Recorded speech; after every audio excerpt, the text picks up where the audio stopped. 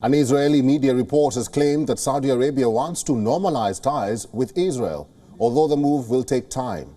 Interestingly, the report claims that the move is tied to US-Saudi relations and not connected to Israel or the Palestinians. Our correspondent Jody Cohen sent us this report. Take a look. Abdul Al-Jubeir, Saudi Arabia's foreign affairs minister, recently met with representatives of America's Jewish community.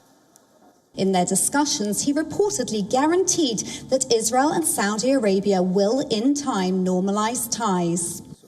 And in a meeting between Saudi Crown Prince Mohammed bin Salman and US officials in Riyadh, organized by the Washington Institute, bin Salman reportedly identified 3 requests that Saudi Arabia has for this to happen.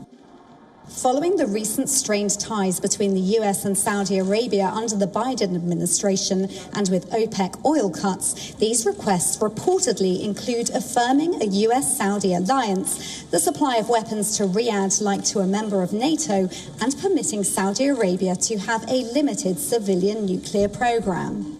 And welcome to the very first. To find out more, I'm at the first ever conference of the Abrahamic Business Circle to take place in Israel. Now, this is a high-level forum attended by 30 countries to discuss the future of the Abraham Accords. And I asked the chairman, Dr. Rafael Nagel, what he thinks are the chances of Saudi Arabia normalizing ties with Israel.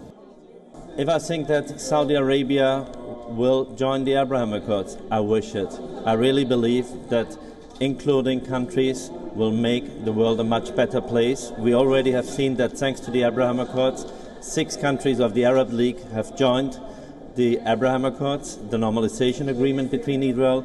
And honestly, I really believe Israel could bring a lot to the deal with Saudi, mainly because we are a wonderful startup nation with a lot of high-tech quality, what really can be needed in a grow-up country like Saudi. And I see a lot of business synergies for everybody.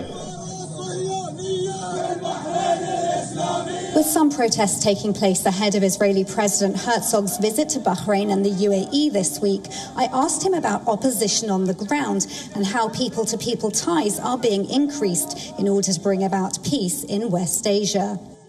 There's been a lot done to people relationship, age to age, human to human. Mainly what has been done, we had exchange of students. We did send students from the United Arab Emirates to Israel to meet here up with students, to take part in universities and in schools, and the other way around. And you know what was the most interesting thing when I asked them, where's the difference between you? They told me, there's no difference. So we can see the future is extremely bright because our youth can see no difference anymore.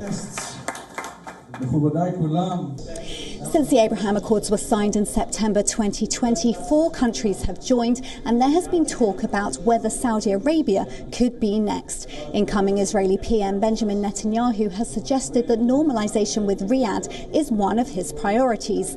During President Biden's trip to West Asia earlier this year, announcements were made regarding flights between the 2 countries. But Saudi officials have consistently called for a resolution of the Israeli-Palestinian conflict before full normalization can happen.